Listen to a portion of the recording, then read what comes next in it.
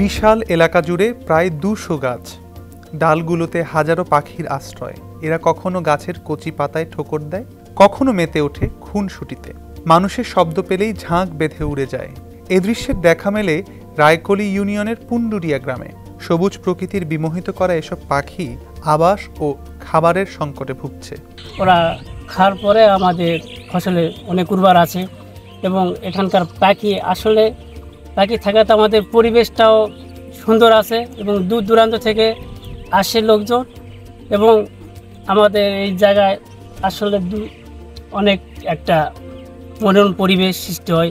গ্রামের গাছে গাছে বাসা বেঁধে থাকা পাখিগুলোকে গ্রামবাসী গভীর যত্ন ও পরম মমতায় আগলে রেখেছেন। কেউ কেউ বলছেন, ফল পোকামাকড় খেয়ে বেঁচে থাকা পাখিগুলোর কারণে গাছ নষ্ট হচ্ছে, বিষ্ঠায় নষ্ট হচ্ছে পুকুরের মাছ। তবে পরিবেশ রক্ষায় পাখিগুলো এখানে থাকুক, সেটাও চান গ্রামবাসী। তারা ক্ষতি পুষিয়ে পাখির কলোনিটি রক্ষায় বন অধিদপ্তরে আবেদন জানালেও ব্যবস্থা নেয়নি তারা।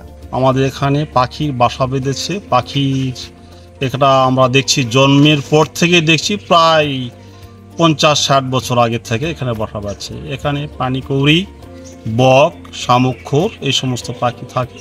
তবে পাখির গানে কলকাকলিতে আমাদের ঘুম ভাঙে সকালে। আবার পাখির সন্ধ্যার সময় সকল পাখি আসে, আমরা তো বিভিন্ন লোকজন আমাদের এখানে আসে দেখতে। তবে সরকারি যদি কোনো আমরা সাহায্য সহযোগিতা পাই তাহলে আরও হয়তো উন্নত হবে ইনশাআল্লাহ।